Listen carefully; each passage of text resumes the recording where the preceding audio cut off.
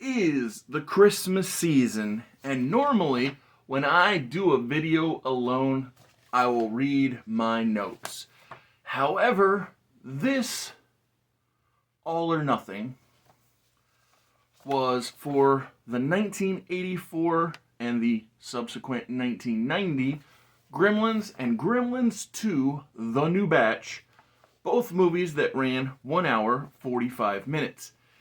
Here's the thing. Like I said, I don't have a co-host, I don't have a partner, I don't have a guest, I don't have whatever you want to call it. And normally, when it's just me, I will read my notes. Before I read said notes, I tend to type them as to cut out any redundancies from where I notice things happening over and over. Well, with Gremlins 1, the primary thing I noticed again and again is that I felt dumber for continuing to watch. And the thing I continuously noticed from Gremlins 2 was that it didn't even like itself, making such comments as, "This is worse than the first." I actually disagree with that, but after the open rolls, I will not be reading all of my notes. Took too many pages of notes. What I will be doing is a free-form rant about why none of the Gremlins franchise will live on in the world of Mr. Super Oz. Whether it's your first time here or you're a regular here at Mr. Super Oz, I just want to thank you for tuning in to the channel. It exists because I, Oz, from the channel Mr. Super Oz, I wrote a 68-page graphic novel called Everlasting Survivors. Volume 1 is called All Day Long. If you follow the link in the description of this video, you can get yourself hats, shirts, posters, all kinds of fun things. But most importantly, you can get the story itself. And the more people that pick up the story, the greater the chances are that there can be continued adventures with these heroes. Thank you. After that open rolls, enjoy the video. If you could, give it a like. Subscribe if you haven't already. Leave a comment. Enjoy.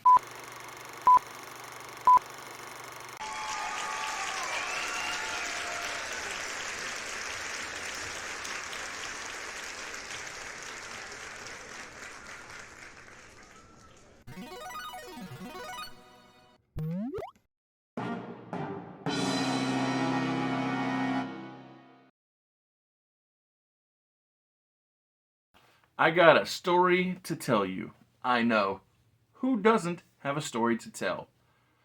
It is a nice open by Billy, the lead character's dad, talking to the audience. However, it quickly goes downhill from there because the dad's story, it starts in Chinatown and it's him trying to, it's him trying to shop around his handy-dandy bathroom buddy, which is an entertaining invention, but not practical at all. And the Chinatown folk aren't interested in his invention. But he is interested in their mogwai, an animal creature, if you will, that is not for sale, according to the merchant. But his grandson knows that they are struggling for money and tells the pops to meet him outside. When they meet outside, the grandson, gives the 3 rules for the Gremlins. Keep them out of the light, don't get them wet, and whatever you do, don't feed them after midnight. But to me, the 3 rules are: don't be intelligent, because the movie isn't. Don't be accurate, because I don't know what it's supposed to be. Is this thing supposed to be a comedy? Because I don't find it funny. Is it supposed to be scary? Because I'm not frightened. And most importantly, don't do anything that matters. Those are my 3 rules. So Steven Spielberg made this, and I'm thankful for that infographic because it makes me wonder, am I more or less for or against Steven Spielberg? Because while he is highly touted, I generally struggle to think that he's as good as he thinks he is. So, yeah, that's just my perception. When we meet the son, Billy, who is going to get said Mogwai that his pops picked up for him, he's late for work, and for some reason, his dog is following him to work. Doesn't make any sense to me, and what makes even less sense is Burger King being in a strip mall. It felt like one of the most awkward product placements I've seen, and just very out of place. I don't know, maybe back in '84, before I was born, Burger Kings were all the rage at the mom and pop shop type setup. But generally speaking, when I think of Burger King, it's not in a mall, not in a strip mall, it's its stand-alone thing.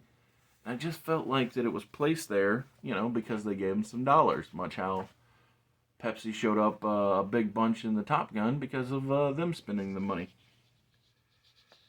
there's a big Scrooge like bank lady who is like the arch rival of Billy because she's anti his dog Barney, but she is super irrelevant to the whole story, other than she's what leads to the dad going out of town to drop the dog off at his mom's or his parents, I guess. I feel like he said mom, but regardless, I just so many things within the film feel minuscule, small, pointless, dumb even. I will say this, that I liked when Barney the dog licked Gizmo, the name of the Mogwai that the dad gives to Billy. I thought that was pretty cool, and it also illustrates that saliva doesn't break the don't get them wet rule, so that's something. Although they play really fast and loose with their own rules, especially the light one. My goodness, the bright light, getting grumpy Gizmo gets, it's very loose and not nearly as enforced as you would think it should be. And just how the lady feels pretty forced and pointless. We also see Corey Feldman show up, and he plays a character named Pete, who I have no idea what his connection is with his family, why he's around, other than he was, the hot property in '84, I guess. The kid in everything around this time. It's extra odd that this kid played by Corey Feldman is around, but maybe his role is to accidentally spill water on Gizmo due to Billy being old enough to know better, question mark. But even if that's your goal of a character, couldn't there be a better way? I don't know. I am not a fan of the way this movie is structured. One person who is actually really well portrayed throughout the film is Billy's mom. She's super supportive of his dad, and she's actually smart enough to take out a whole host of bad gremlins after they pop out of Gizmo and go all nutso. But here's the thing. I had 1, 2, 3, 4, 5, 6, 7, 8, 9, 10 pages of notes on Gremlins 1. But I'm not going to read them. I'm not going to go over them. The thing is, Gremlins 1 is, to me, a very fail of a movie, and it's due to its non-specific nature. Like, it's not a drama, it's not a comedy, it's not horror. I don't find it to be thrilling. I don't understand what's going on. I certainly don't see it falling into the realm of action. Like, there's actiony bits, and there's attempts at humor, and there's scares, I guess, but nothing hits. And I think that's my biggest issue, and why I consider it a 1 out of 5 film a failure, because it doesn't execute anything particularly well. And with that, moving on to Gremlins 2, the new batch, I instantly have greater affection for the movie, and it begins with the open of the film. Not the opening of the film, but the title graphic, when the Warner Brothers logo comes up and Bugs Bunny is sitting on top of the WB logo, and then Daffy Duck, he fights for the spot, and then things go haywire. It just feels as though they realized in Gremlins 2, we need to lean into the comedy. We need to understand what our purpose is with this film, because of how all over the place and not hitting the first film was. I don't know if I'm right about that, but it's definitely my interpretation of what changed or evolved from 1 to 2. Notwithstanding my improved perception of the franchise with the beginning of 2, we once again start the movie like we did the first, in Chinatown. Only this time it's not with Billy's dad.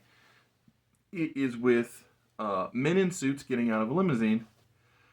And the lead man in the suit is a dude I'm a fan of. He played the holographic doctor in Star Trek Voyager. I'm a big fan of that. The businessmen behind him, all the men in suits, they want to buy this dude's shop and build a big mall here in Chinatown. The same old man that was unwilling to sell the Mogwai in the first movie is unwilling to sell his shop here in this one. But we flash to 6 weeks later. Clamp Cable Network is reporting that Mr. Wing died, and Daniel Clamp now gets to do what he wants with the property in Chinatown. But we must wonder what comes of Gizmo as Clamp destroys the building. Gizmo runs out and into the daylight. But it isn't affecting him, because this franchise has no level of care or attention to their own details. A guy who turns out to work for Clamp grabs Gizmo and takes him to a secret lab at the Clamp Cable Network. I mean, they don't reveal that immediately, but it's coming, so whatever. We then meet up with Billy and Kate trying to get a cab in New York, and of course they work at Clamp, because that's what you're gonna do when you're setting it up this way. Billy is confronted by the doctor from Voyager about a plant and a picture from his hometown, and Marla, his boss, seems as if she may have a heart attack over all the stress of Billy being noticed. That's until Mr. Clamp himself shows up, and she gets all into Billy because she wants to be in tight with the big boss, Daniel Clamp. So Gizmo tried to run away, and they let him dance, or because they let him dance out of his cage in this mystery lab thing. And it's interesting to me that in 1990 they had video chatting at the office of Daniel Clamp. Billy is bumped into by a male guy who is humming Gizmo's tune that he would hum in the first movie. But if you've never seen Gremlins 2, the new batch, you really should watch a Key and Peele sketch where they have Star Magic Johnson Jr. lay out all of the beats that they're going to hit when it comes to making Gremlins 2, because the lady gremlin, the bat gremlin, the electric gremlin, the googly-eyed gremlin, all of them, and even the cameo of Hulk Hogan, which to me is where the movie really falls apart, in that cameo of Hulk Hogan, because Hulk Hogan breaks the fourth wall, acknowledges that he's in a movie, watching the exact movie he's in. I guess they're trying to be Spaceballs funny, but they fail at it. The one thing I will give the movie overall is that it does stay within the lane of comedy. So with that, it gets a better pass grade. I mean, I still say you should pass on watching it, because it's not one of those, it passes the test. It's one of the things where I say you should pass on watching it. And this entire franchise, Gremlins and Gremlins 2, the new batch, in the world where Oz has a say, it all goes away. And like I said, from just like with the first one, 1, 2, 3, 4, 5, 6, 7, 8, 9 pages of notes for this bad film, this not well put together thing. And here's the extra cherry on top of the badness. Billy doesn't even get all the gremlins. The lady gremlin is making moves on the doctor from Voyager in the end, and it's not funny, it's lame, and it's dumb. So don't watch these things. I do think that maybe if you grew up as maybe 7 to 12 in the 1984, 1989 era, you might have been a fan of the first one because of some sense of nostalgia. But because I don't have that nostalgia to lean on, like, because I know there are plenty of things that I enjoy that most people don't care about. Just like this Friday when I review Sliders Season 3 episode, I think 13, maybe 12 or 13, Season's Greetings, Greed, greetings, not greetings. So I have big time affection for both the show Sliders and the characters within it, because I grew up in that window of time where these folks mean something to me. And so in that, I guess I can understand people having a connection to Gremlins, the first one. But I never had it. I still don't have it. I've tried watching it. This is my second attempt. And in both cases, I was not a fan. And so, yeah, to me, franchise just goes away. Not that it's real. It's just a fun little gag on the channel. Like, speaking of the channel, come back Tuesday and Thursday for trivia, and join me on Friday for a Sliders Season's Greetings review. Later.